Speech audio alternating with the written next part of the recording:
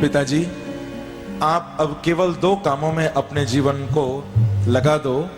सबसे पहला कार्य बताया सेवा और दूसरा कार्य बताया कथा। सेवा कथा रसमहो। जितना हो सके आप सेवा करिए शरीर से, और जितना हो सके इन कानों से भगवान की कथा श्रवण करिए। बस। बड़े प्रसन्न हुए।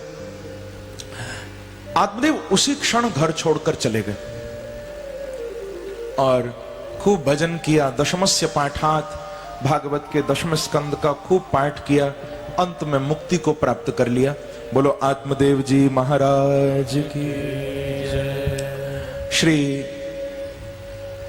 गोकर्ण जी पिता के जाने के बाद जब मां की भी मृत्यु हो गई, धुंधली भी समाप्त हो गई, गोकर्ण जी तीर्थ यात्रा करने चले गए।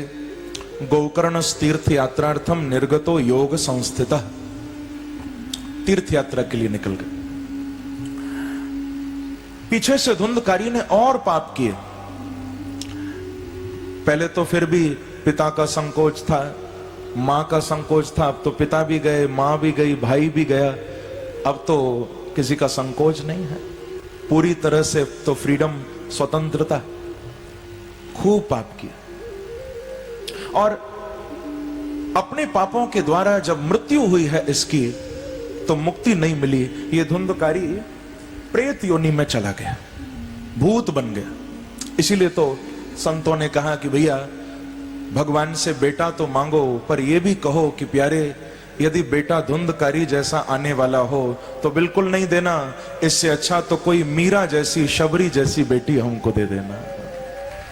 संतों ने ये कहा कि भजन करता बिटिया भली और विमुख होए जो पूत, क्योंकि शबरी को मुक्ति मिली और धुंधकारी भयभूत। धुंधकारी जैसा बेटा न मिले, भले शबरी जैसी बेटी मिल जाए। आगे गोकर्ण जी महाराज ने धुंधकारी को मुक्ति दिलाने के लिए भी भागवत की कथा कराई थी, और जिस भागवत कथा का ऐसा प्रभाव हुआ बंधुओं कि सप्तक ग्रंथि विभेदनम, धुंधकारी ने प्रेत योनि में भागवत कथा सुनी थी। परंतु भागवत जी का चमत्कार देखो, 7 दिन कथा सुनने के बाद धुंधकारी जैसा पापी भी मुक्त होकर भगवान का पार्षद बनकर प्रकट हो गया। बोला भागवत भगवान की जय, वृंदावन बिहारी लाल की जय। धन्या भागवती वार्ता प्रेत पीड़ा विनाशिनी। भागवत जी की कृपा से धुंधकारी जैसा प्रेत भी मुक्त हो गया। तो सोचो, हम तो जीते जी भागवत की शरण में आ गए हैं, क्या हमारे ऊपर बिहारी जी की कृपा नहीं होगी? ये तो प्रेत को भी मुक्त कर देती है। ऐसा श्रीमद् भागवत का चमत्कार। आगे विधि कथन किया, बताया कि किस प्रकार से भागवत की कथा हमको श्रवण करनी चाहिए। बहुत लंबी चौड़ी विधि बताई है। अब यदि वो विधि मैं विस्तार से यहां बताऊं तो मुझे लगता है कि कल से शायद कोई आए ही ना, क्योंकि विधि बहुत लंबी है कथा सुनने की। क्या करना चाहिए, क्या नहीं करना चाहिए। पर सबसे बड़ी बात है, इस कलिकाल में उन विधियों का हम पूर्णतः पालन नहीं कर सकते। वैसे भी बंधुओं, परीक्षित ने तो 7 दिन जब कथा सुनी थी पानी भी नहीं पिया था। हम लोगों को तो 4 घंटे में भी कम से कम 4 बार पानी चाहिए। तो आज वो समय नहीं है कि हम उतना विधि विधान से कथा सुन सकें। आज तो सबसे बड़ा नियम आप बस इतना ले लो कथा का कि जब कथा हो, एक तो आप आओ समय से, बैठो अच्छी तरह, और एक एक शब्द भागवत का आप कानों से हृदय तक ले जाओ। यदि इस भाव से आपने कथा सुन ली तो भागवत की पूर्ण कृपा आपके ऊपर बरसेगी। कथा का कोई शब्द छूट ना जाए, बस एक एक शब्द अंदर चला जाए। गंगा जी के तट पर सनत कुमारों ने जब कथा का विश्राम किया तो वहां पर बड़ा आनंद बरसा था। प्रहलाद जी महाराज ने कीर्तन किया, स्वयं प्रहलाद जी प्रकट होकर आए, ताली बजाई, इंद्र ने मृदंग बजाया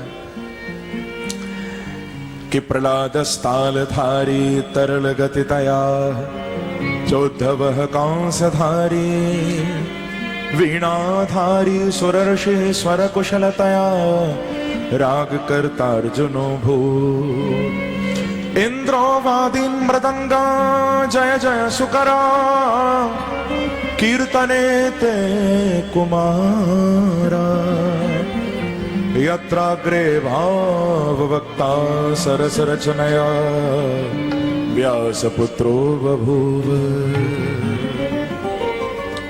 श्रीमद् भागवत की कथा जहां भी होती है वहां भगवान के सारे बड़े बड़े भक्त कथा सुनने आते हैं। वहां प्रहलाद जी आते हैं, उद्धव जी आते हैं, वहां बड़े बड़े देवता भी कथा सुनने आते हैं।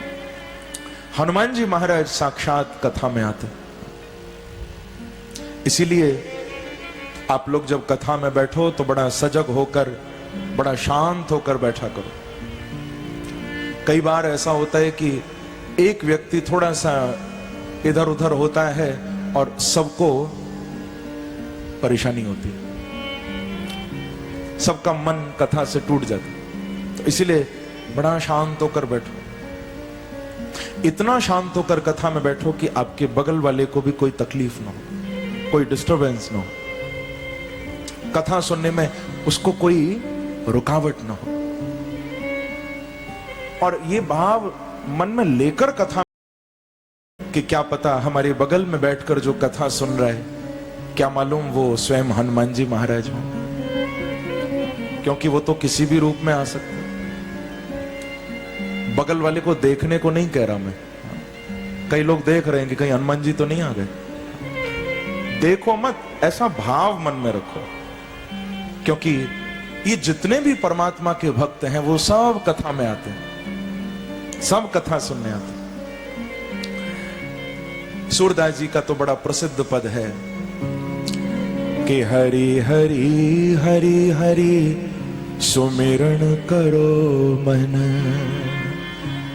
हरि चरणार बिंद उर धरो मन।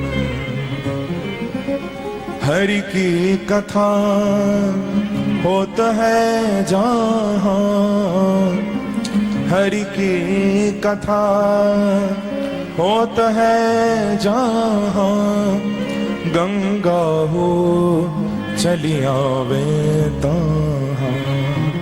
तो हरि हरि हरि हरि सुमिरन करो, हरि चरणार बिंदुर धरो। सूरदास जी का ये पद है, हरि की कथा होत है जहां, गंगा हो चली आवे तहां। जहां भगवान की कथा होती है वहां गंगा, यमुना, सरस्वती, कावेरी, ये बड़ी बड़ी पवित्र नदियां आती हैं।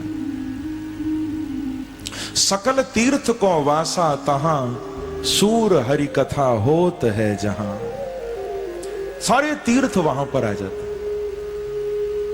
इसीलिए मैं तो कहा भी करता हूं कथा में, हमारे इस भारतवर्ष में हजारों लाखों तीर्थ होंगे।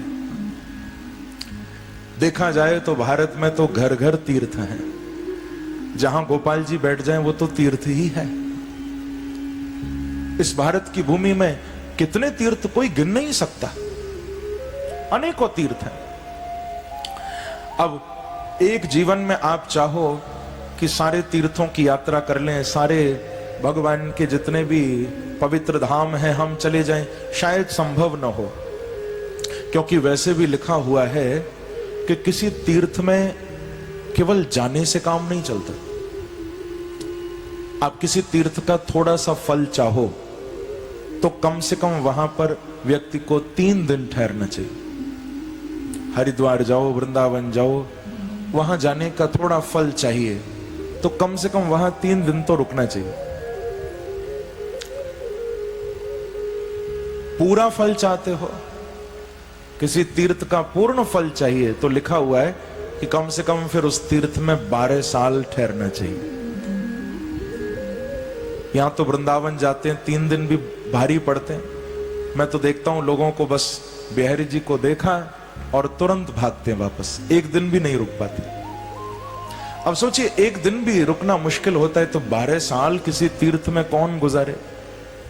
और यदि सारे तीर्थों का फल चाहिए तो 12-12 साल इतने सारे तीर्थों में, इतनी तो उम्र भी नहीं है हमारी। परंतु श्रीमद् भागवत के विद्वान कहते हैं कि आपको यदि सारे तीर्थों का पूर्ण फल चाहिए तो कहीं जाने की जरूरत नहीं, भागवत भगवान के सामने आकर बैठ जाओ, तो यहां बैठने वाले को सारे तीर्थों में जाने का फल प्राप्त होगा। बोलो भागवत भगवान की। सकल तीर्थ को वासा तहां, सूर हरि कथा होत है जहां। तो इस प्रकार से महात्मा का विश्राम हुआ। बड़ा सुंदर मंगलाचरण श्री वेदव्यास जी महाराज कर रहे हैं 3 श्लोकों में। भागवत का मंगलाचरण बड़ा अद्भुत है, सुनने योग्य है। आप लोग भी श्रवण करिए। वेदव्यास जी कह रहे हैं, जन्माद्यस्य यतोऽन्वयादितरतः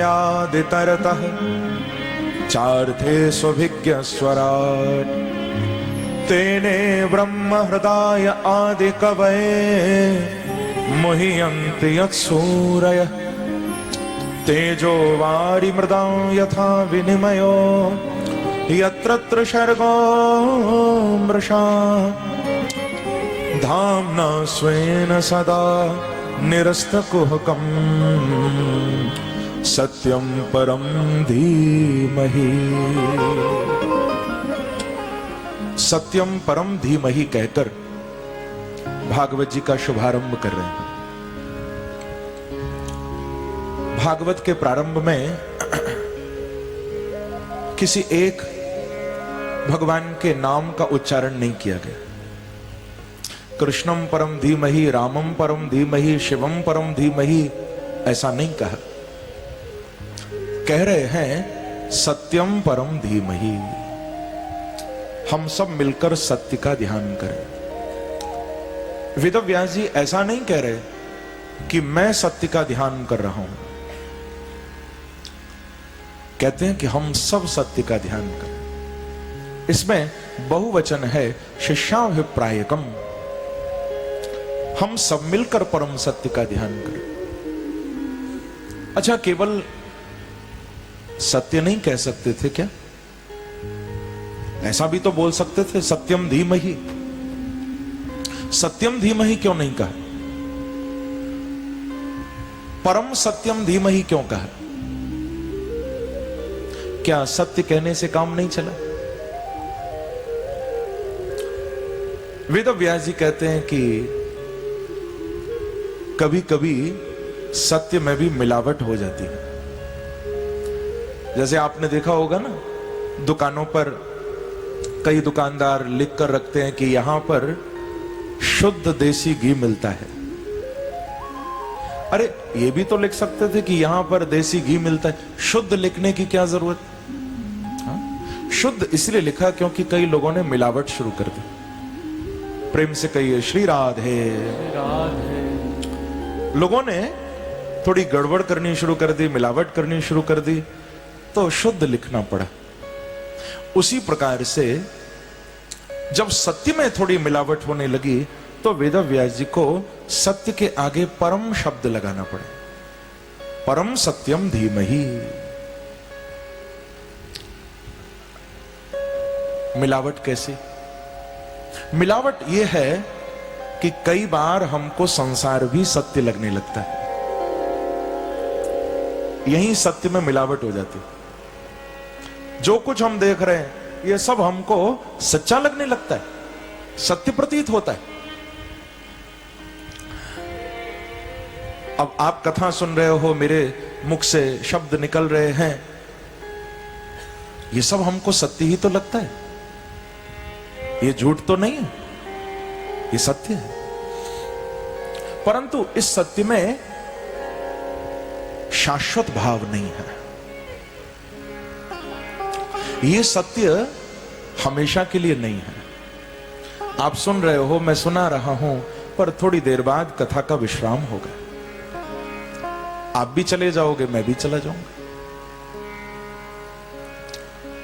तो थोड़ी देर के इस कथा प्रांगण में जो कुछ हमको सुनाई दे रहा है, जो कुछ हम अनुभव कर रहे हैं, उसको हम सत्य मान बैठते हैं। अच्छा ये बताओ, यदि आप सब यहां कथा में बैठे हो, तो ऐसा तो नहीं है कि आप अपने घर पर भी बैठे हो? अगर आप यहां बैठे हो, आप अपने घर पर तो नहीं हो? या कोई ऐसा भाई तो नहीं है जो यहां भी बैठा है और दुकान पर भी है? अरे यहां है तो यही होगा, दुकान पर है तो दुकान पर होगा। ये अलग बात है कि कई लोग कथा सुनते सुनते भी शॉपिंग करने निकल जाते हैं मन से। कथा सुनते सुनते मन न जाने कहां पहुंच जाता है, वो एक अलग बात है। पर शरीर से यदि तुम यहां हो तो तुम और कहीं नहीं हो सकते, यही हो। मैं यदि जालंधर में आपके बीच में बैठा हूं तो मैं वृंदावन में तो नहीं हो सकता, मैं यही तो हूं। तो इसीलिए हमको ये सब सत्य लगता है, परंतु परम सत्य कौन है? बोले परम सत्य बांके बिहारी हैं, जो यहां भी हमारे बीच में बैठे हैं, जो हमारे घर पर भी बैठे हैं और वृंदावन में भी भक्तों को आनंद लुटा रहे हैं। सत्य में और परम सत्य में यही अंतर है। हमारा यहां होना सत्य हो सकता है, पर यह परम सत्य नहीं है, क्योंकि हम हर जगह नहीं हो सकते। जो सर्वत्र है, एवरीवेयर, जो ओमनी प्रेजेंट है, कण कण में बैठा है, वो परम सत्य है। जो यहां भी बैठा है, घर पर भी बैठा है, सर्वत्र विद्यमान है। एक और बात बड़ी विशेष है, हम लोगों में तो समय समय पर परिवर्तन होता है, उनमें कभी कोई परिवर्तन नहीं होता, कभी कोई चेंज नहीं आता। हम लोग तो बदलते जा रहे हैं। पहले कैसे लगते थे, आज कैसे लगते हैं। अब देखो तो इंसान हर दिन बदल रहा है, और बदलते बदलते रोज पुराना होता जा रहा है। शरीर मृत्यु की ओर अग्रसर हो रहा है, शरीर विनाश की ओर जा रहा है, रोज बदलते जा रहे हैं। इसीलिए हम सत्य हो सकते हैं, पर परम सत्य बांके बिहारी हैं। आप 10 साल 20 साल पहले दर्शन करने गए होंगे, आप आज दर्शन करने चले जाओ, आप 100 साल बाद दर्शन करने चले जाना, बिहारी जी कभी नहीं बदलेंगे, वो हमेशा वैसे ही मिलेंगे। परमात्मा में कभी कोई परिवर्तन नहीं होता, वो आपको वैसे ही मिलेंगे हमेशा। इसीलिए मैं कहा भी करता हूं, हरि से नैन मिलाकर देखो, ये धोखा भी खाकर देखो, सबसे सुंदर बांके बिहारी तुम जरा वृंदावन जाकर देखो। मेरे बांके बिहारी जैसा और हो भी कौन सकता है? उनके जैसे तो वो ही हैं, और कोई नहीं हो सकता। प्रेम से कहिए श्री राधे। श्री राधे। मेरे बांके बिहारी के चरणों में एक बार कोई चला जाए तो उनकी मुस्कुराहट, उनका दर्शन, उनकी छटा व्यक्ति भूल नहीं सकता। एक बार कोई उनके चरणों में पहुंचे। इसीलिए तो मैं गाया करता हूं, ये बड़ा प्यारा भाव है कि भूलो मत प्यारे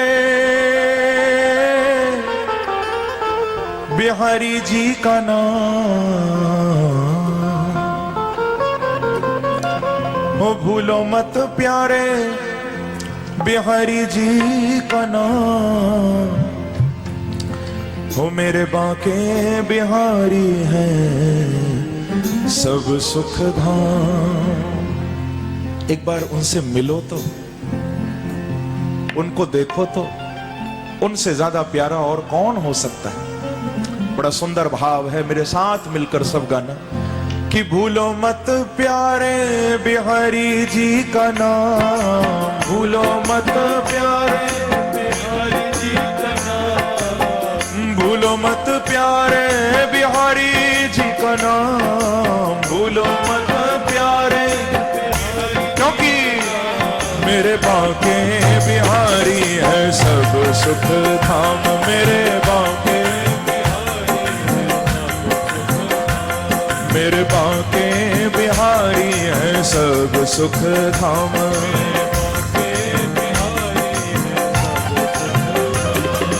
भूलो मत प्यारे बिहारी जी का नाम, भूलो मत प्यारे बिहारी जी का नाम, भूलो मत प्यारे बिहारी जी का नाम, भूलो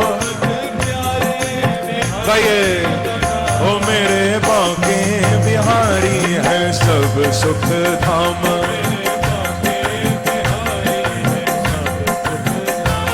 मेरे बांके बिहारी है सब सुख धाम। ऐसे नहीं, थोड़ा तालियों की सेवा करते हुए जाओ।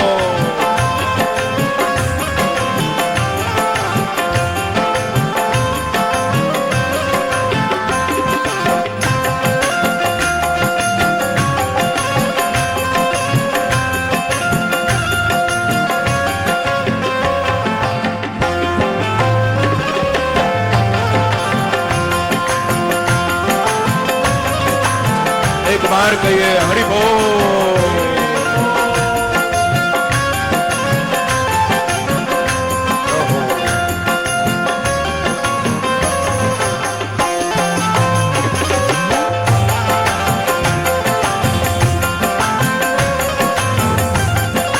ओ मेरे बांके बिहारी है सब सुख धाम,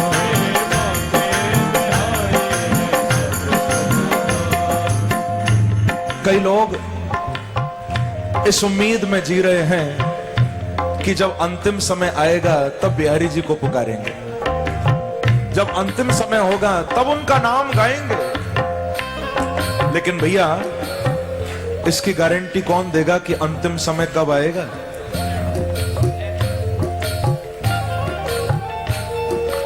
क्या पता पुकारने का मौका भी मिले न मिले।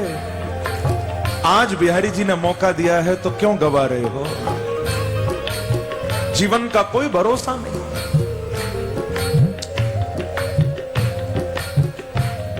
मेरे पूज्य पिताश्री, मेरे पूज्य गुरुदेव प्रातः स्मरणीय पूज्य पाद आचार्य गोस्वामी श्री मृदुल कृष्ण शास्त्री जी महाराज, आप सब उनसे अच्छी तरह परिचित हो।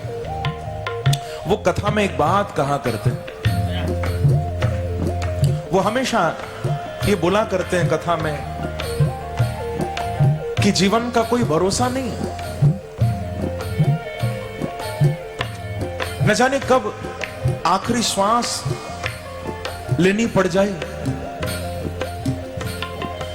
वो कहा करते हैं कि जिंदगी जब तक रहेगी फुर्सत न होगी काम से, जिंदगी जब तक रहेगी फुर्सत न होगी काम से। कुछ समय ऐसा निकालो, प्रेम कर लो शाम से, प्रेम कर लो राम से। इसीलिए मेरे बांके बिहारी है सब सुख धाम,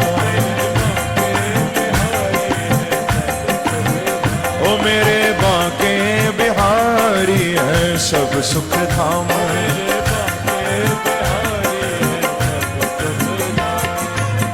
बांके बिहारी की झांकी सुहानी, बांके बिहारी की सुहानी, बांके बिहारी की झांकी सुहानी, बांके बिहारी की झांकी सुहानी। महिमा महा जिनकी जावे ना बखानी,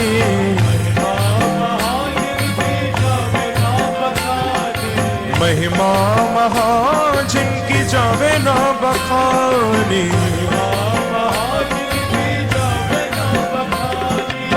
द्वारे पे पड़े हैं हो, द्वार पे पड़े हैं देखो इनके चारों धाम, द्वार पे पड़े हैं देखो इनके चारों धाम, ओ द्वारे पे पड़े हैं देखो इनके चारों धाम, द्वार पे पड़े हैं। हाँ भैया, ओ मेरे बांके बिहारी है सब सुख धाम, मेरे बांके बिहारी है सब सुख धाम।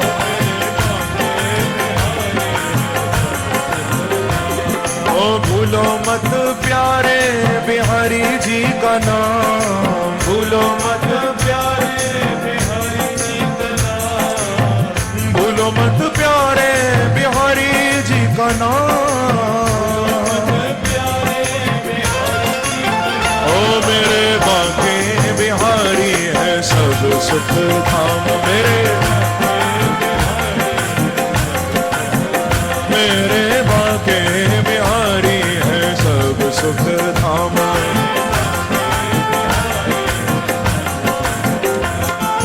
मंदिर में रहती है भीड़ बड़ी भारी, मंदिर में रहती है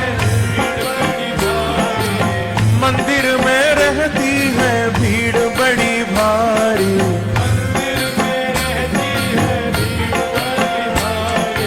दर्शन को आते हैं लाखों नर नारी, दर्शन को आते हैं लाखों नर नारी। आप देखो वृंदावन में बिहारी जी के सामने जब भक्त खड़ा होता है कितना आनंद बरसता है। हम लोग बिहारी जी की सेवा में अंदर जाते हैं क्योंकि आप जिन बांके बिहारी का दर्शन करते हो वृंदावन में जाकर, उन बांके बिहारी को किसी ने बनाया नहीं है। आज से 500 वर्ष पूर्व हमारे वृंदावन के एक महान संत हुए, परम रसिक सम्राट अनन्य नृपति स्वामी श्री हरिदास जी महाराज। तानसेन भी जिनके चरणों में, जिनका गायन संगीत सुनकर इतना बड़ा संगीतज्ञ बन गया था कि अकबर के 9 रत्नों में से एक तानसेन बन गया। स्वामी जी की ही कृपा थी। उन्हीं स्वामी श्री हरिदास जी महाराज की संगीत साधना से प्रसन्न होकर आज से 500 वर्ष पूर्व वृंदावन में साक्षात मेरे बांके बिहारी प्रकट हुए थे।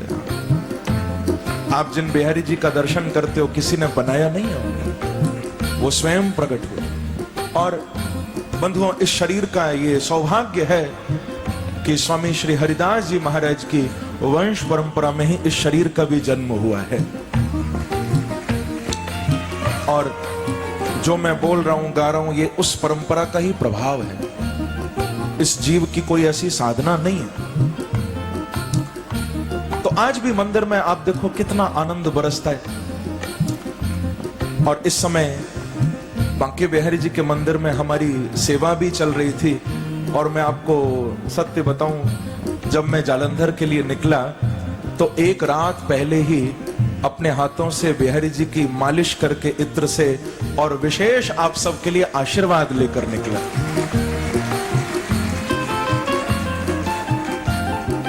तो मुझे बड़ी प्रसन्नता हुई। ऐसा लगा मानो वृंदावन से बिहारी जी मेरे साथ ही जालंधर आने के लिए तड़प रहे हैं। उनके चरणों में कोई पहुंच जाए बंधुओं, उससे बड़ा कोई भाग्यशाली नहीं हो सकता। मैं कथा में कहा भी करता हूं, कुछ अपनी दौलत पे नाज करते हैं, कुछ अपनी शोहरत पे नाज करते हैं, पर जिनको बांके बिहारी मिल जाते हैं वो अपनी किस्मत पे नाज करते हैं। इसीलिए भूलो मत प्यारे बिहारी जी का नाम, भूलो मत प्यारे बिहारी जी का नाम, ओ भूलो मत प्यारे बिहारी जी का नाम। कई भाव से मेरे बांके बिहारी है सब सुख धाम,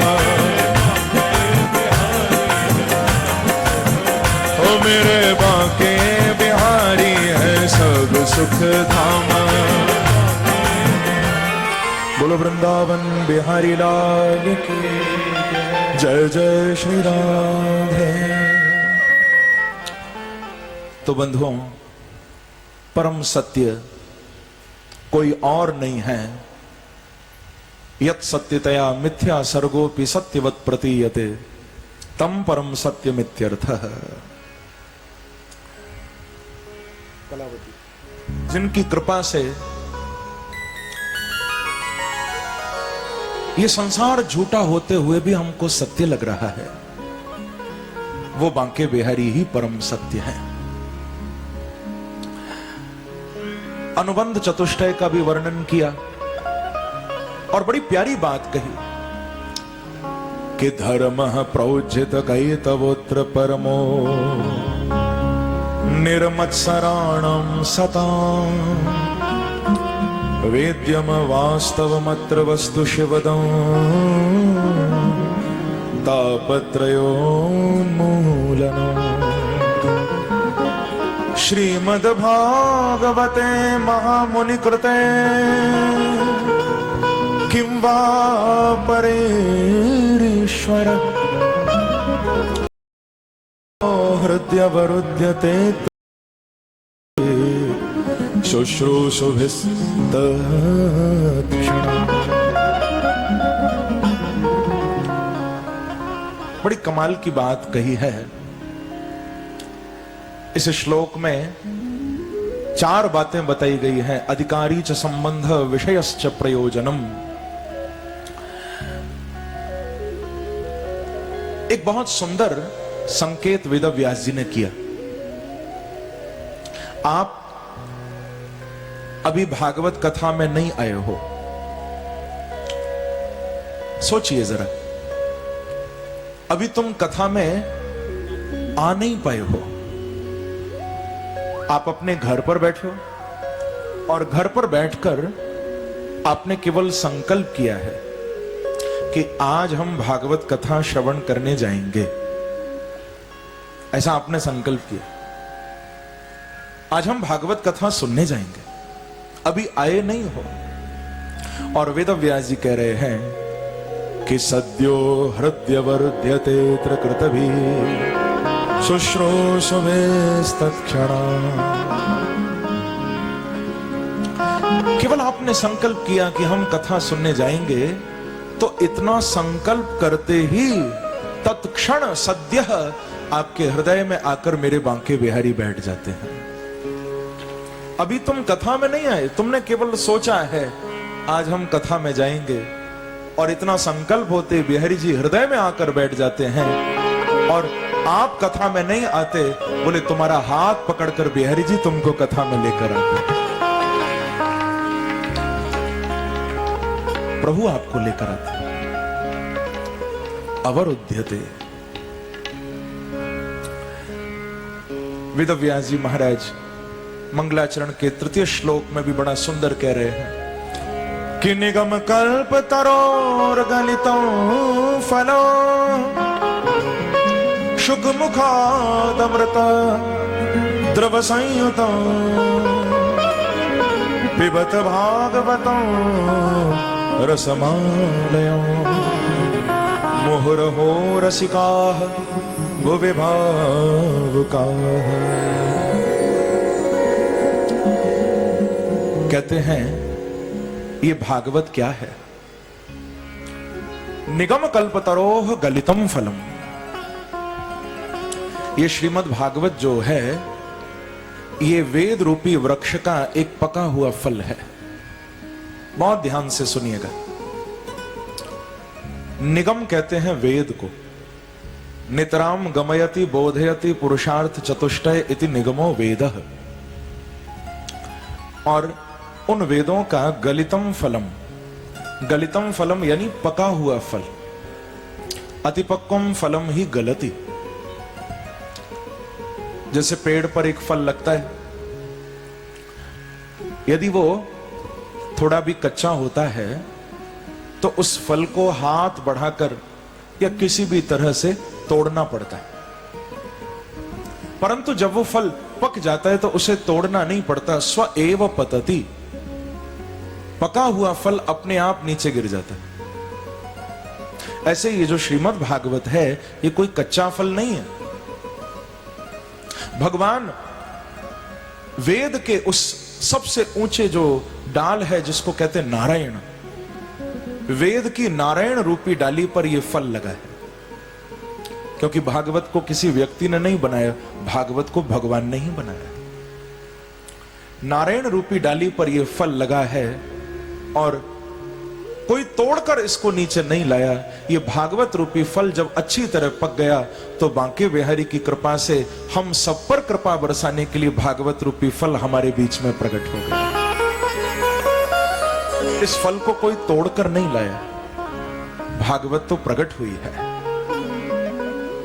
प्रेम से कहिए श्री राधे। श्री राधे।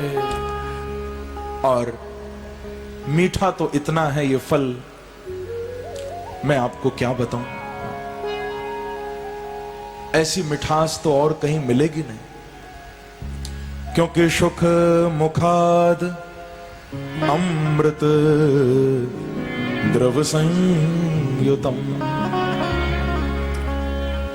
अमृत द्रव संयुतम। ये भागवत रूपी फल तो अमृत द्रव से भरा हुआ है। संसार में आप फल खाते हो तो उस फल में बीज भी होते हैं, अंदर ऊपर छिलका भी होता है, खाली रस तो नहीं होता। हम छिलका भी फेंकते हैं, हम बीज भी फेंकते हैं, हम गुठली भी फेंकते हैं, हम रस को ले लेते हैं। परंतु वेदव्यास जी कह रहे हैं कि ये जो भागवत रूपी फल है, इसमें न छिलका है, न गुठली है, न कोई बीज है, इसमें कुछ ऐसा है ही नहीं जो तुम फेंक सको। ये भागवत रूपी फल तो केवल रस से ही भरा हुआ है। इसमें आद्योपांत रस ही रस है। रसम आलयम, ये तो रस का घर है। और इसको जितना हो सके पियो। वेदव्यास जी कह रहे हैं कि पिबत भागवतम रसमालयम मुहुरहो रसिका भुवि भावुका। अरे भावुकों, अरे रसिकों, इस अमृत को खूब पियो। पिबत भागवतम, इस कथा में डूबे रहोगे तो न जाने कब तुमको जीवन में जागृति मिल जाए, कब कथा की कोई बात आपके दिल तक उतर जाए और तुम हमेशा के लिए बिहारी जी के हो जाओ। सुनते रहो, सुनते रहो, इस अमृत को पीते रहो। मैं कहा करता हूं, कथा जीवन में जीने का सही रास्ता दिखाती है। कथा जीवन में जीने का सही रास्ता दिखाती है। जो प्यासे हैं उन्हें ये प्रेम का अमृत पिलाती है, और जो उनको देखने की चाह में हर पल तड़पते हैं, कथा उनको मेरे बांके बिहारी से मिलाती है। कथा बिहारी जी से मिला देती है। प्रेम से कहिए श्री राधे। श्री राधे। तो बंधुओं, इस प्रकार से सुंदर मंगलाचरण किया। आगे वेदव्यास जी बड़ा अद्भुत कह रहे हैं। नैमिषे निमिष क्षेत्रे ऋषयः शौनकादयः सत्रम स्वर्गाय लोकाय सहस्त्र सममासत। एक बार नैमिषारण्य की पवित्र भूमि में 88,000 शौनकादि ऋषि सूत जी के चरणों में बैठे थे,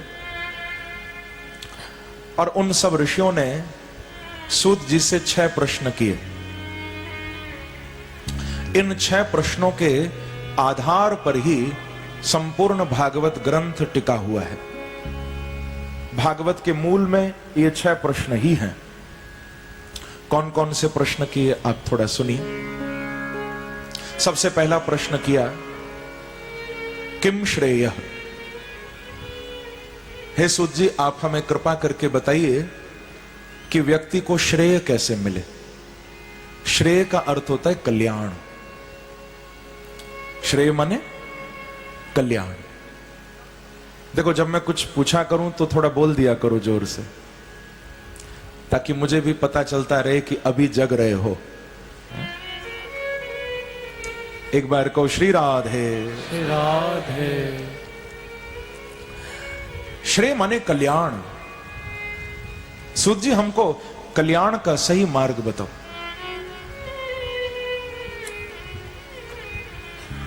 मैं आपको केवल हंसाने के लिए नहीं कह रहा, मैं सत्य कह रहा हूं। कई बार ये निद्रा देवी कथा में आ जाती है। कई बार तो बगल वाले पड़ोसी को हिलाना पड़ता है कि भैया क्या कर रहे हो। उधर महाराज जी के श्लोक कान में जा रहे हैं, इधर तुम्हारे खर्राटे। कई लोग तो इतने चालाक होते हैं, सो भी जाते हैं, ये भी नहीं कहते कि सो रहे हैं। बगल वाला जगाता है तो डांटते हो रहे हैं कि क्या पागल हो गए, हम सो थोड़ी रहे, हम तो समाधि में पहुंच गए हैं। कथा सुनते सुनते हमारी तो समाधि लग गई। तो निद्रा देवी ने कहा कि आपने मेरा इतना प्यारा भक्त छीन लिया मेरे से, आपने अच्छा नहीं किया। तो भगवान हंसकर बोले कि चिंता मत करो, एक ही तो छीना है, मेरी कथा में आ जाना, हजारों मिल भी जाएंगे तुमको। तो ध्यान रखना, जब कथा होती है तो दोनों आते हैं।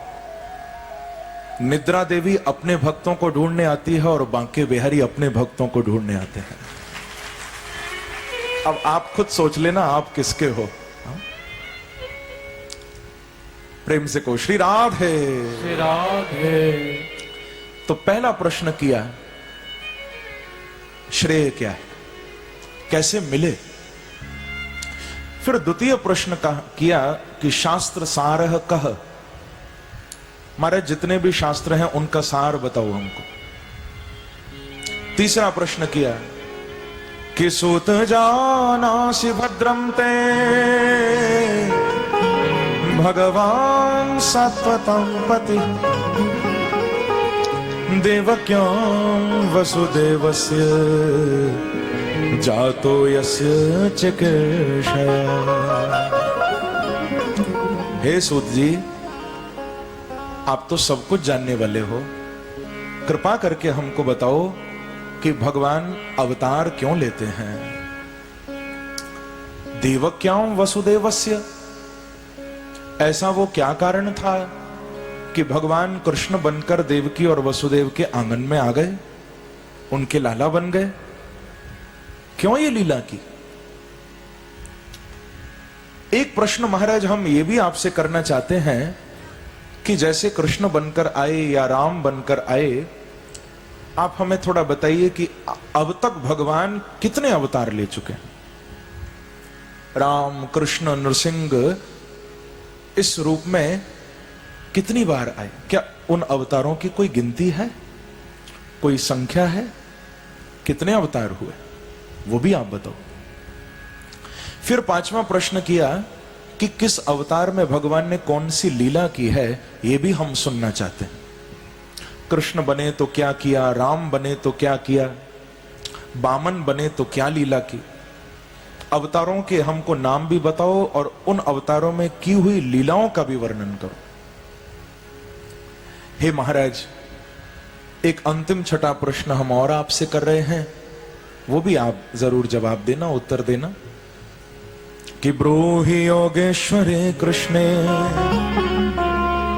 ब्रह्मणे धर्मवर्मणे स्वान् काष्ठा मधुनोपेते धर्मः कं शरणं गतः। बोले जब भगवान श्री कृष्ण अपनी लीला का संवरण करके, इस धरा का त्याग करके जब प्रभु अपने परम धाम चले गए, जब कृष्ण लीला का विश्राम हो गया, तो भगवान के जाने के बाद धर्मः कं शरणं गतः, धर्म किसकी शरण में गया, ये भी आप कृपा करके बताएं। अब इन प्रश्नों का उत्तर सारी भागवत में व्याप्त है। यहां प्रथम स्कंद के तृतीय अध्याय में सबसे पहले अवतारों के बारे में बताया। पूछा था ना अभी कि कितने अवतार भगवान के हुए, तो पहले उसका उत्तर दिया है। सूत जी महाराज कह रहे हैं, स एव प्रथमं देवः कौमारं सर्गमास्थितः चचार दुश्चरम ब्रह्मा ब्रह्मचर्यमखंडितम। भगवान का जो प्रथम अवतार हुआ है वो ब्रह्मा जी के 4 पुत्रों के रूप में हुआ, सनक, सनंदन, सनातन और सनत कुमार। इन 4 रूपों में आए। फिर दूसरा अवतार भगवान का वाराह रूप से हुआ।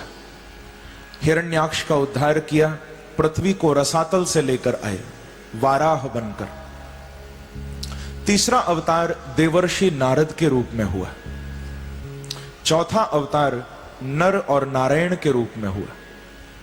5वां अवतार श्री कपिल भगवान के रूप में हुआ। 6ठा अवतार श्री दत्तात्रेय जी महाराज के रूप में हुआ। 7वां अवतार यज्ञ नारायण के रूप में भगवान ने लिया, यज्ञ बनकर आए।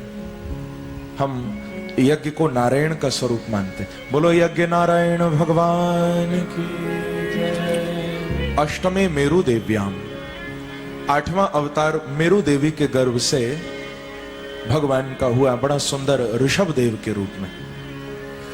9वम पार्थवम वपुः, 9वां अवतार प्रथु रूप से भगवान ने लिया। 10वां अवतार मत्स्य रूप में भगवान ने लिया, राजा सत्यव्रत पर कृपा की। 11वां कमठ अवतार, 12वां धन्वंतरी अवतार, 13वां मोहिनी अवतार। ये 3 अवतार सागर मंथन के समय भगवान ने लिए थे। और इसी प्रकार से 14वां अवतार अपने भक्त की प्रार्थना पर खंभ से प्रकट हो गए नृसिंह बनकर, नृसिंह अवतार। 15वां अवतार वामन अवतार। 16वां परशुराम अवतार। 17वां श्री वेदव्यास जी के रूप में अवतार लिया। 18वां भगवान श्री राम के रूप में अवतरित हुए। बोलो राजा रामचंद्र भगवान की जय। 19वां अवतार श्री बलराम जी महाराज के रूप में लिया। और 20वां अवतार मेरे प्रभु बाल कृष्ण का। बोलो कृष्णचंद्र भगवान की जय। 21वां अवतार हंस अवतार। 22वां अवतार हयग्रीव अवतार। 23वां अवतार बुद्ध अवतार। और 24वां अवतार बड़ा ही विशेष है, वो अभी हुआ नहीं है, इस कलिकाल के अंत में होगा, जिसको कहते हैं कल की अवतार। बोलो कल की भगवान की जय। कल की ही प्रादुर्भविष्यति। जब कलिकाल अपने चरम पर होगा, धर्म नीचे पहुंच चुका होगा, अधर्म भी बिल्कुल अपने चरम स्थिति पर होगा, उस समय पुनः धर्म की स्थापना करने के लिए भगवान कल्कि बनकर आएंगे। पर वो अवतार अभी कोई 2-4 साल में होने वाला नहीं है। कलिकाल की आयु बताई है 4,32,000 साल, और उसमें से लगभग केवल अभी 5,500 साल निकले। यानी इतना लंबा कलिकाल पड़ा है।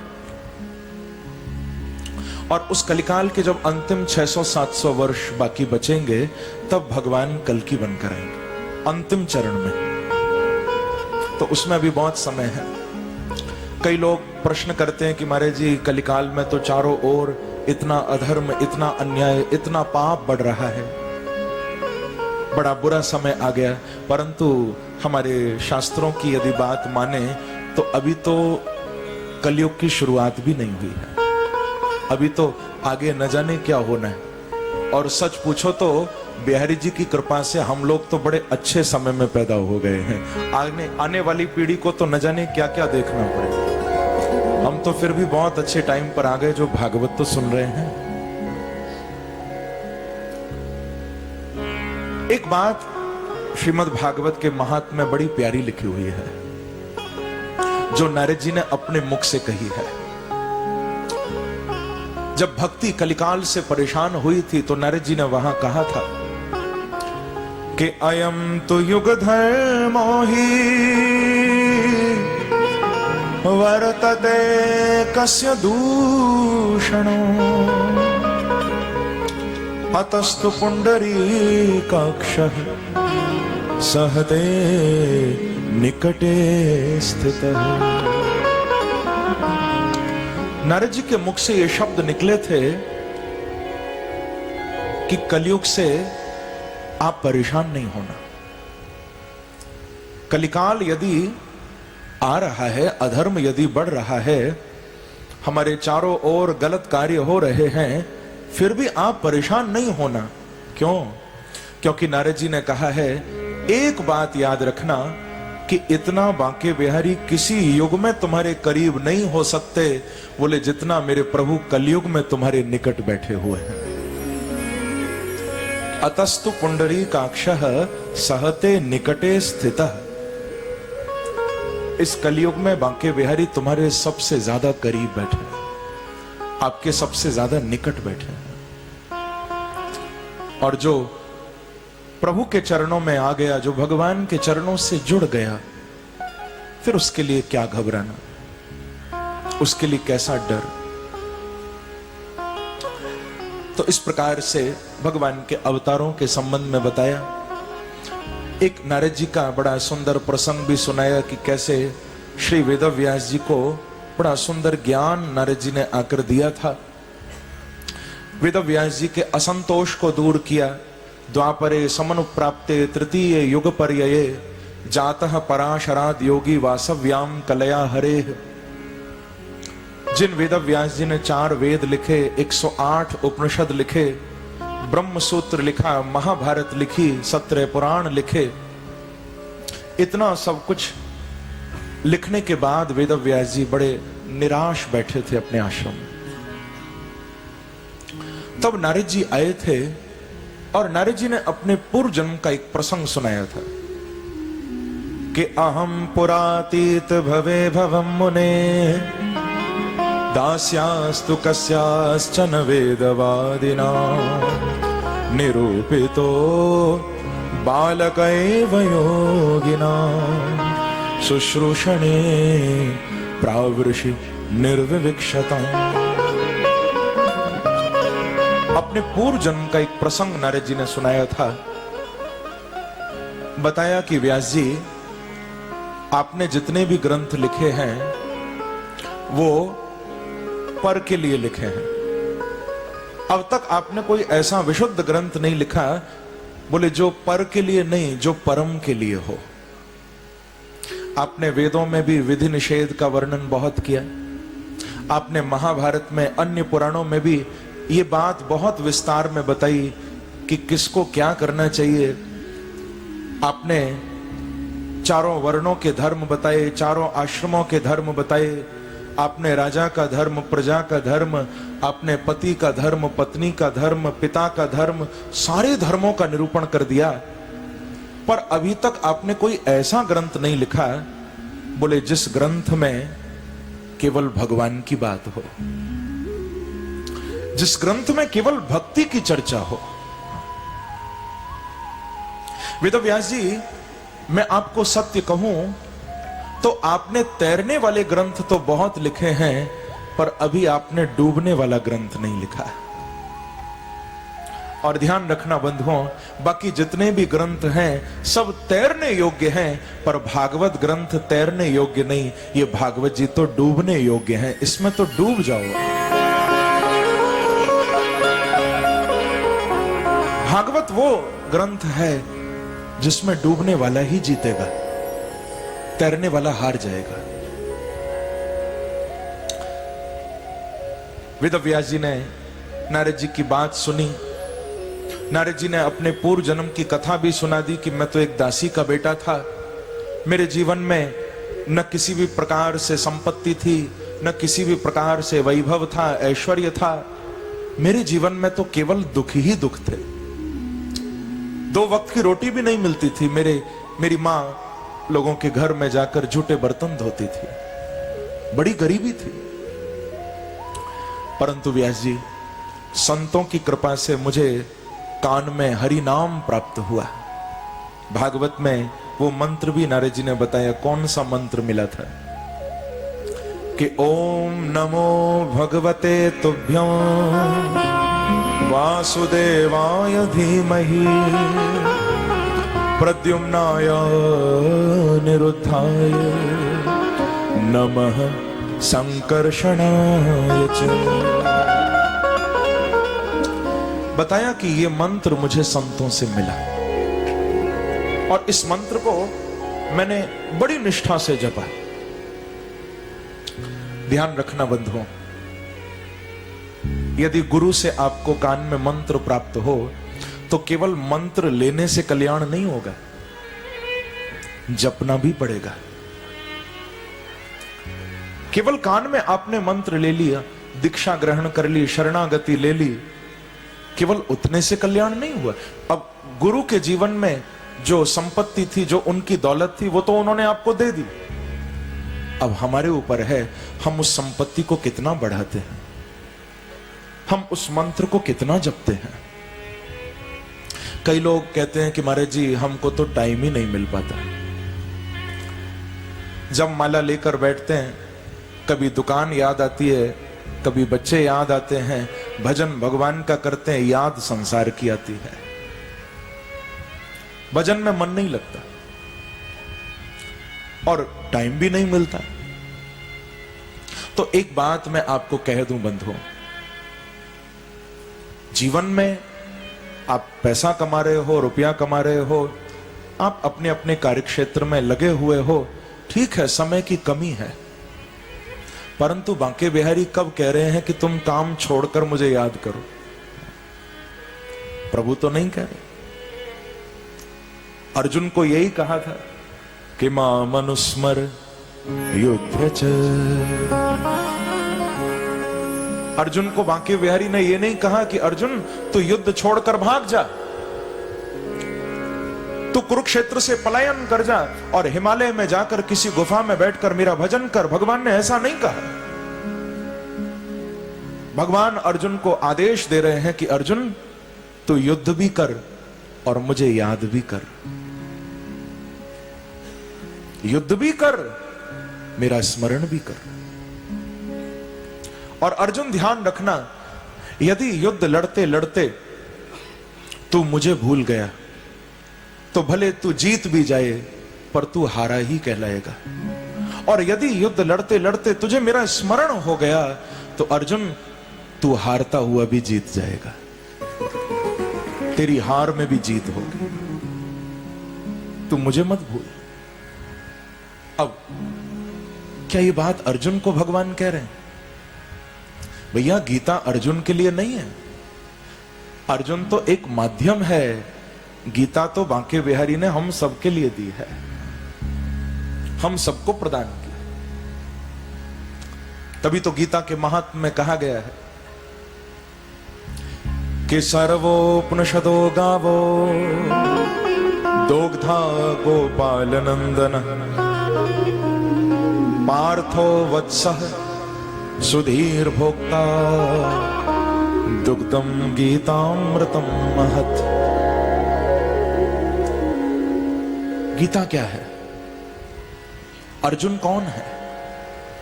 भगवान कृष्ण क्या कर रहे हैं? इस श्लोक में बताया गया।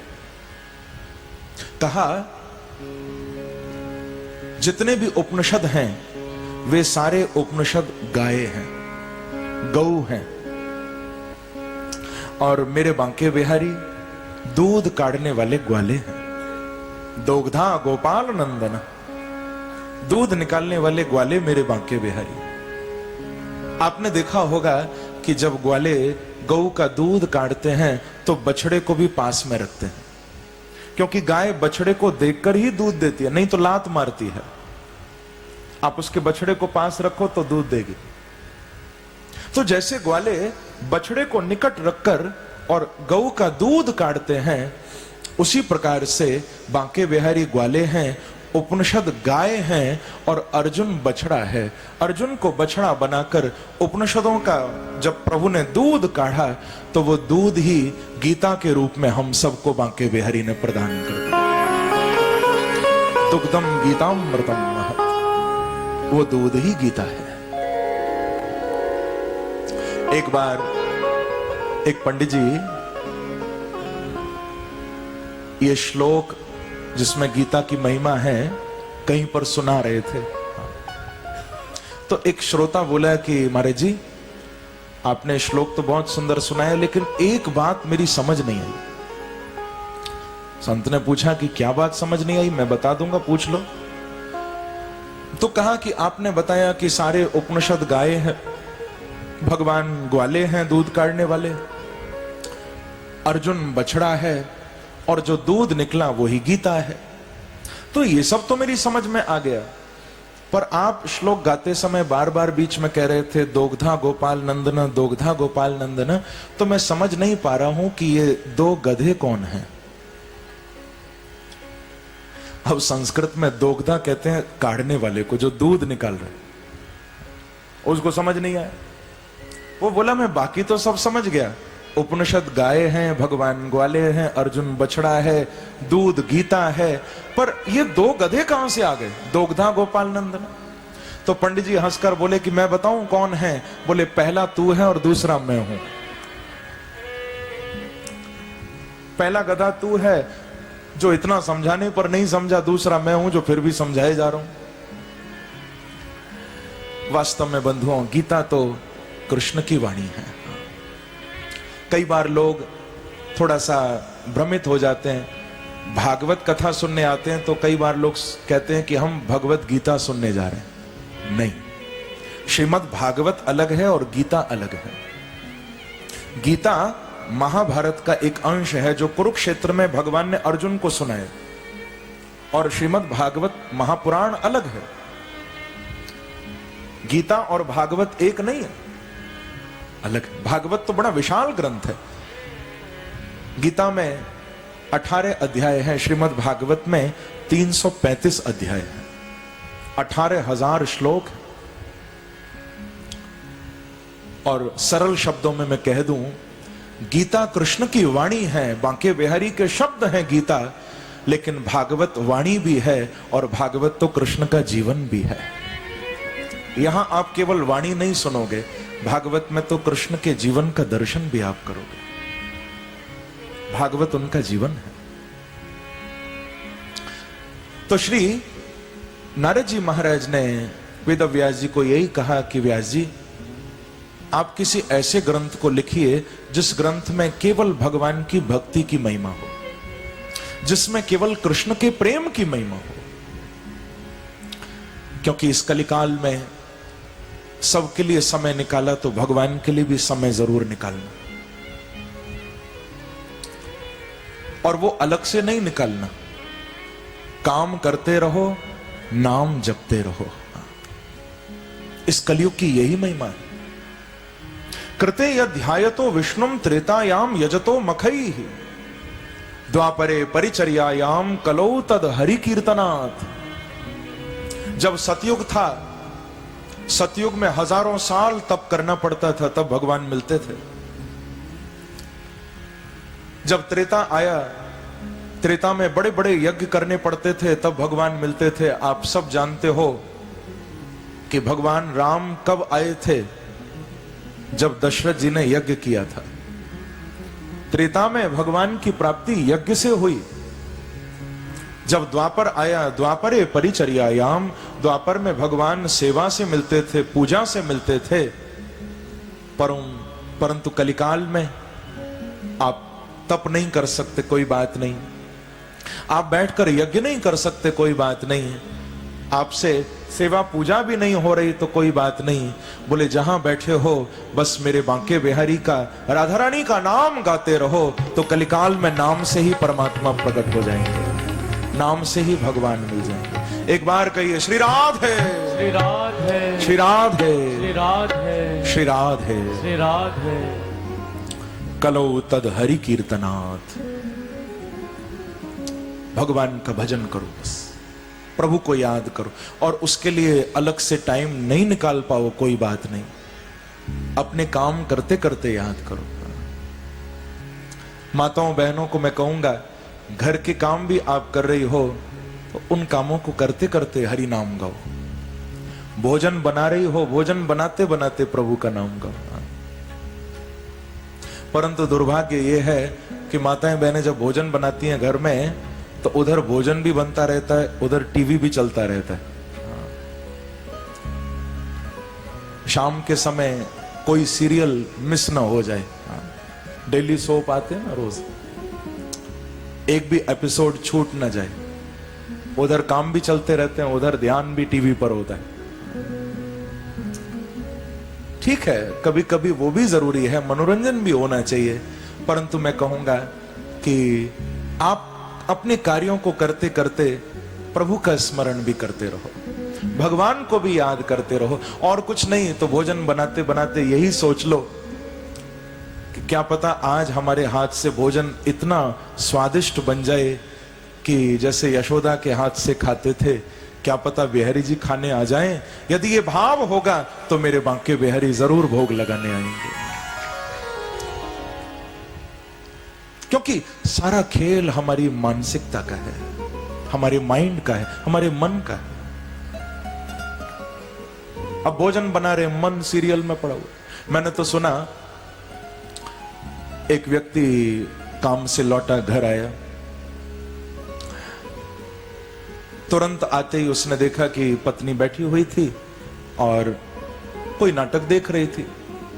तुरंत उसने कहा कि रिमोट मुझे दे, आज मेरा एक बहुत जरूरी मैच आ रहा है और मैं वो मैच मिस नहीं कर सकता, मुझे देखना है, जल्दी रिमोट दे, मुझे चैनल चेंज करना है। जब ये कहा तो पत्नी ने आंख निकाली कि खबरदार जो इस कमरे में भी तुम आए, तुरंत निकल जाओ, मैच वैच सब आते रहेंगे, मेरा सीरियल मिस नहीं होगा, बिल्कुल चले जाओ। जो उसने गुस्से में देखा तो पति के मुख से निकला, अच्छा देख लूंगा। पति ने कहा कि क्या देख लोगे? तो धीरे से बोला, वही चैनल जो तू देख रही है। बोलो वृंदावन बिहारी लाल की जय। ये तो केवल मैंने एक विनोद के लिए कहा। वास्तविकता में बंधुओं, आप संसार के काम करते रहो पर प्रभु को याद करते रहो। अलग से समय निकालने की जरूरत नहीं है। जो कुछ कर रहे हो भगवान को हर समय याद कर सकते हो आप। सारे झगड़े खुदा के होते हैं, लोग पुतले खता के होते हैं, बात नियत की सिर्फ है, वरना वक्त सारे दुआ के होते हैं। दुआ तो कभी भी मांगी जा सकती है, परमात्मा को याद कभी भी किया जा सकता है, बस उस नाम लेने में तुम्हारी श्रद्धा होनी चाहिए। मैंने तो सुना एक कोई फकीर था, महाराज उस फकीर ने 20 साल परमात्मा को याद किया। एक दिन भी कभी ऐसा नहीं गया कि उसने भगवान को याद न किया हो, बहुत याद किया। जब 20 साल हो गए, एक बार ऊपर से आवाज आई, उसने सुना कान लगाकर कि कोई कहता है ऊपर से कि तूने 20 साल से मेरी इबादत की है, एक दिन भी मुझे नहीं भुलाया, पर मैंने तेरी एक भी इबादत कबूल नहीं की। ऐसा आवाज आई। तो ये सुनते ही वो फकीर नाचने लगा। लोगों ने कहा कि बाबा कोई और होता तो बेहोश हो जाता, पागल हो जाता, और आप नाच रहे हो। अरे 20 साल तुमने बर्बाद कर दिए, ऊपर वाला कहता है कि एक भी इबादत कबूल नहीं हुई, फिर तुम नाचते क्यों? तो फकीर ने कहा कि भैया मैं इसलिए नाच रहा हूं कि कबूल हुई हो या ना हुई हो, मुझे तो इस बात का आनंद है कि कम से कम वो जानता तो है कि 20 साल से मैं उसे पुकार रहा हूं। उसको मालूम तो है कि उसका कोई आशिक, कोई चाहने वाला 20 साल से तड़प रहा है। मेरे लिए इतना ही बहुत है। अब वो कबूल करे न करे उसकी इच्छा है।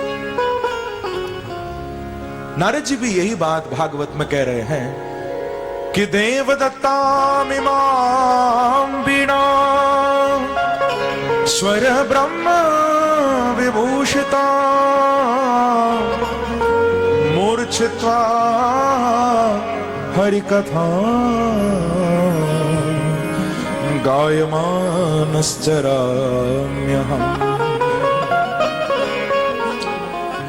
नारद जी कहते हैं कि व्यास जी, ये वीणा आप मेरे हाथ में देख रहे हो ना, ये वीणा मैं किसी से मांगकर नहीं लाया।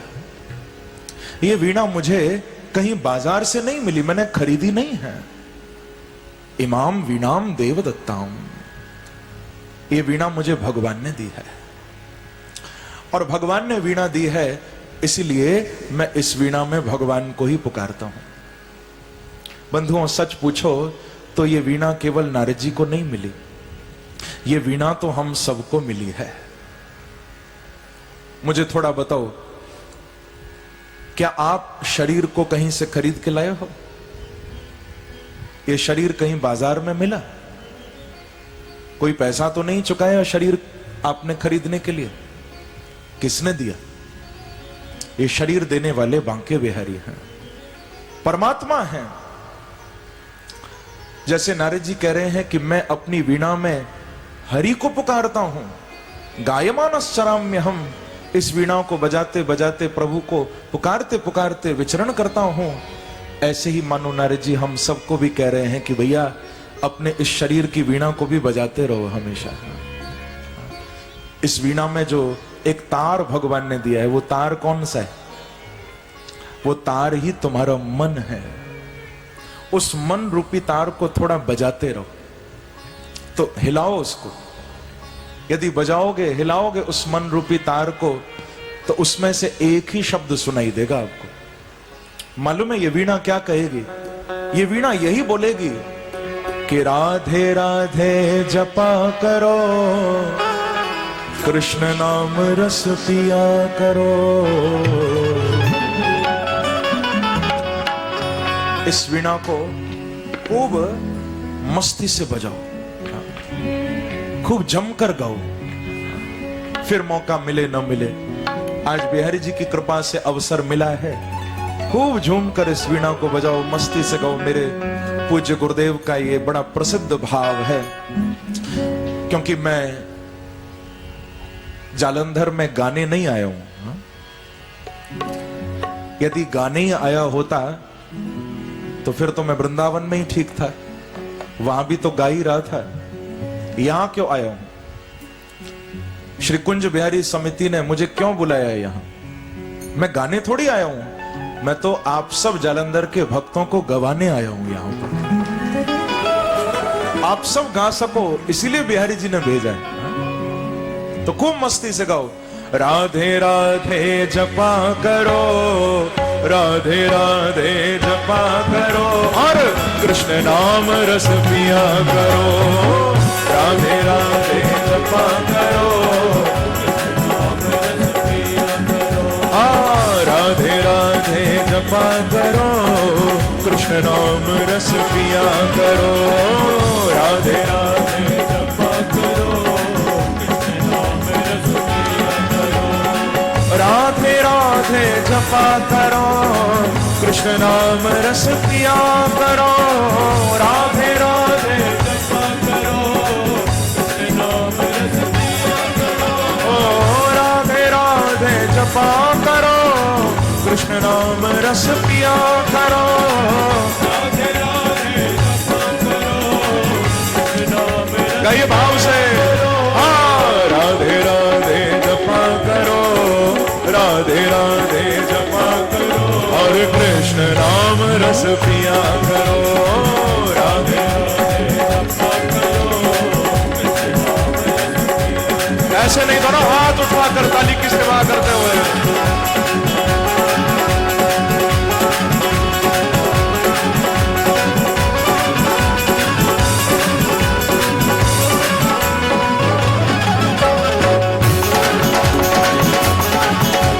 एक बार कहिए श्री राधे।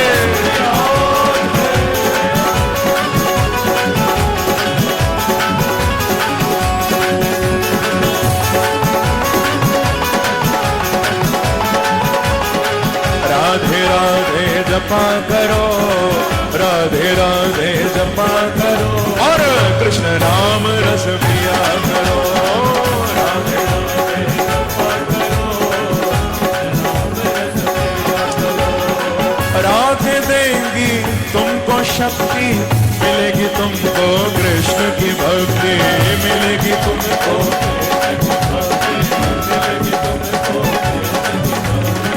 राधे देंगी तुमको शक्ति, मिलेगी तुमको कृष्ण की भक्ति।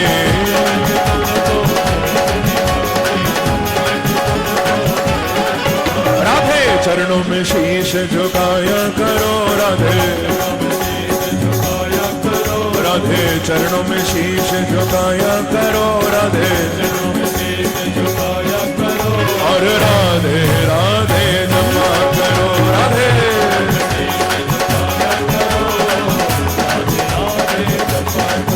हाँ राधे राधे जपा करो, कृष्ण नाम रस पिया करो, राधे राधे जपा करो, थोड़ा जपिए, जय राधे राधे, जय राधे राधे, जय राधे राधे, जय राधे राधे, जय राधे राधे, जय राधे राधे, जय राधे राधे, जय राधे राधे, जय राधे राधे, जय राधे राधे, जय राधे राधे, जय राधे राधे, ओ राधे राधे जपा करो, राधे राधे जपा करो, और कृष्ण नाम रस पिया करो,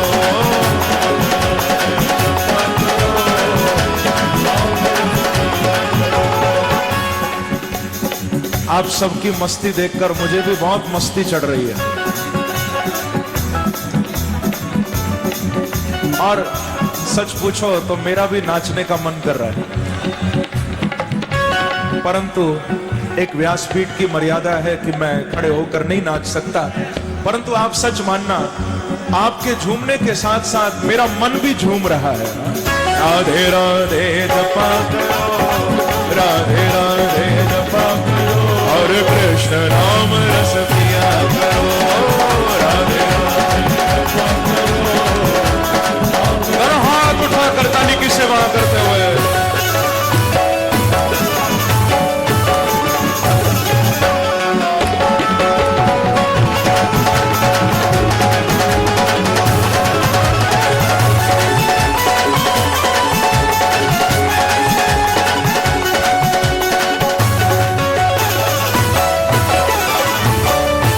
वृंदावन बिहारी लाल की,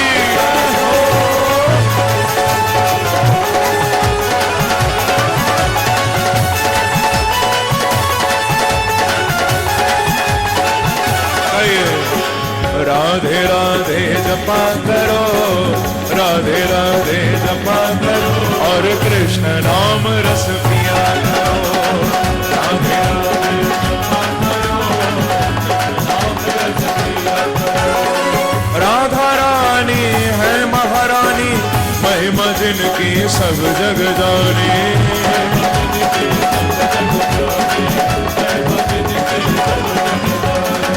राधा रानी है महारानी, महिमा जिनकी सब जग जानी,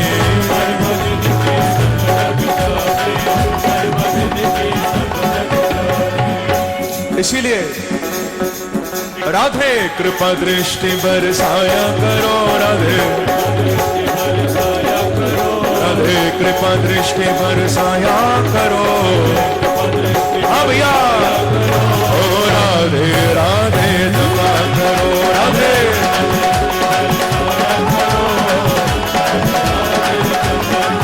राधे कृपा दृष्टि बरसाया करो, राधे राधे जपा करो, राधे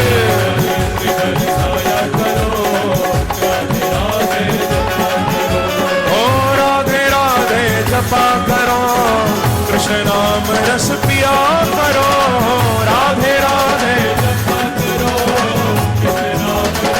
गाइए भाव से, हाँ राधे राधे जपा करो, राधे राधे जपा करो, और कृष्ण नाम रस पिया करो, राधे राधे जपा करो, गाइए जय राधे राधे, जय राधे राधे, जय राधे राधे, जय राधे राधे, ओ वृंदावन में, ओ वृंदावन में, ओ यमुना तट पे, ओ यमुना तट पे, ओ बंसी बट पे, ओ बंसी बट पे, ओ दान गली में, ओ दान गली में, ओ मान गली में, ओ कुंज गली में, ओ बांके बिहारी, ओ बांके बिहारी, हमारी प्यारी, हमारी प्यारी, तुम्हारी प्यारी, तुम्हारी प्यारी, हम सबकी प्यारी, हम सबकी प्यारी, ओ प्यारी प्यारी, ओ प्यारी प्यारी, जय राधे राधे, जय राधे राधे, दोनों हाथ उठाकर ताली की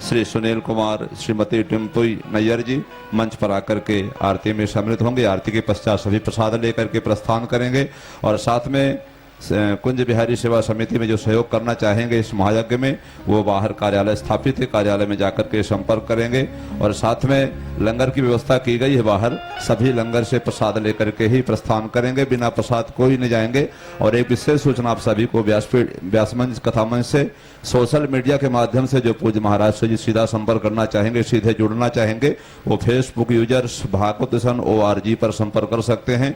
और ट्विटर के माध्यम से जो संपर्क करना चाहेंगे, जुड़ना चाहेंगे, वो गौरव कृष्ण जी twitter.com गौरव कृष्ण जी पर सर्च करके सीधा संपर्क कर सकते हैं। कथा के समय की सूचना आप सभी को व्यासपीठ से दी जा चुकी। कल विशेष महोत्सव के रूप में कथा के प्रसंगों के अनुसार दिव्य झांकियों का हम सभी दर्शन करेंगे।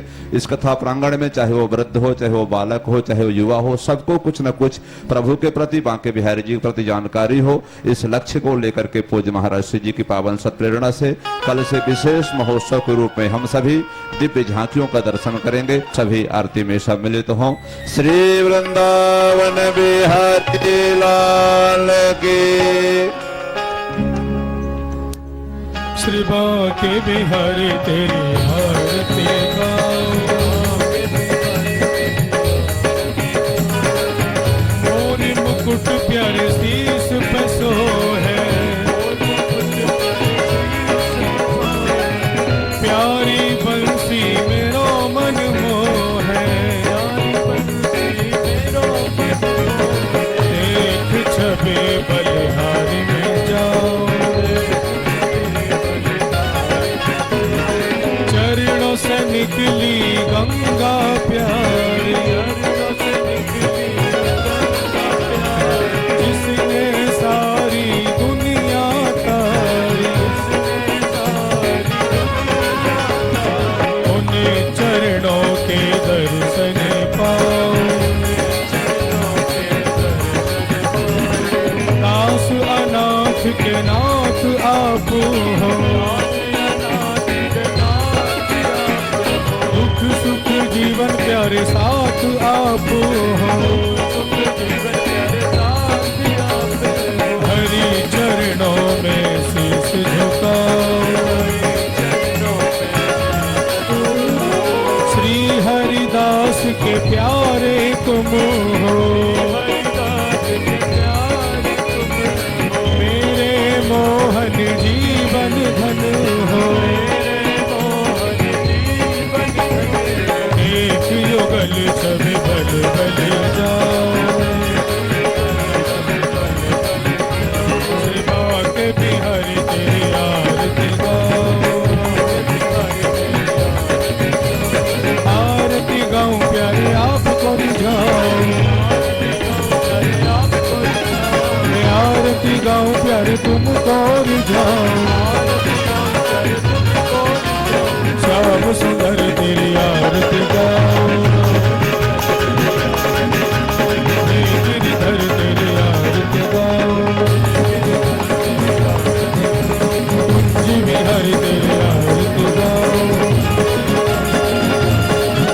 श्री बांके बिहारी तेरी आरती गाओ, श्री वृंदावन बिहारी लाल की जय, भागवत भगवान की जय, श्री हनुमान जी महाराज की जय। नाना सुगंध पुष्पाणि यथा कालोद्भवानि च पुष्पांजलिर्मया दत्तो गृहाण परमेश्वरः, मंत्र पुष्पांजलिं समर्पयामि श्री प्राण पुरुषोत्तमाय नमः। जय जय श्री राधे, जय जय श्री राधे, जय जय श्री राधे।